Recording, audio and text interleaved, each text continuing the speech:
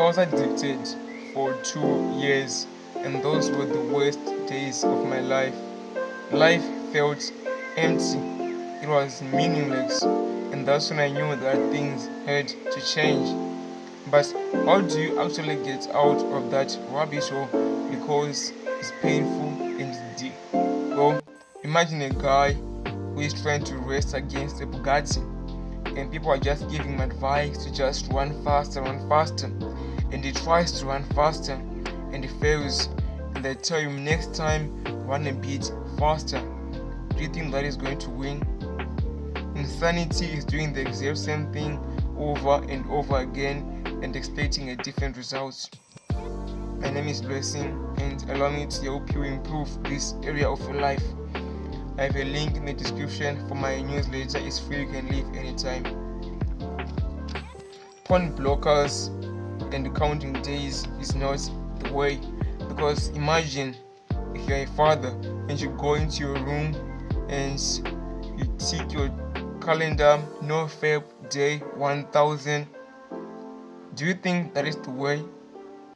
Well, that is the path that most people are sending themselves towards. But you and I were different. You and I were not average, so of course we don't do what average people do. You must change your identity. So how do you actually change your identity? By taking undeniable proof that you are a new person. Your mind influences how you behave, so your mind influences your actions. With that in mind, your actions can also influence your mindset. Your actions can change your identity. So you must change your actions and do the actions which reinforce the idea that you are a new person. But what are the actions that you have to take towards which identity? Well, there are two ways. Number one, you can spend hours crafting the perfect ideal man you want to be, all the traits, the mindset that he has. Or you can do what I call, what would blank do? What would David Goggins do?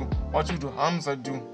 What would the person whom you follow, whom you believe has those traits do? So when I find myself in situations where I need that, I always ask myself, what would Hamza do? That is just a quick reminder to just push yourself back on the track.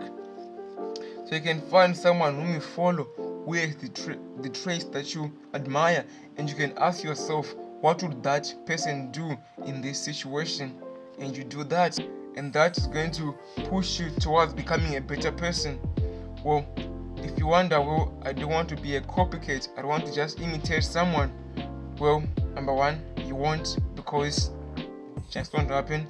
Number two, you want to be yourself, you want to trust your mind, but your mind has convinced you to be where you are, and you don't like being where you are. So you can't just listen to me here, I'm trying to help you. What would Hamza do? That's what I ask myself sometimes, or most of the times. And you must build new hobbies, because people believe that just quitting porn is the way. But then what?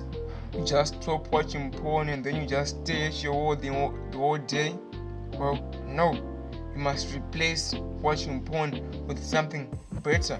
If you just start off, you can start by just going on walks. Replace porn by just going on walks, 10-minute walks, 15-minute walks. Or you can go to the gym. And if you wonder, well, I don't know how to lift, don't worry about it. Just go into the gym and just pick up some weights and put them down. And just increase the weight as you think that's easier. That's progressive overload. Just find something else to do in the meantime, and stop trying to just remove. Instead, try to replace. That is better in my perspective. You must build new hobbies and form new ones.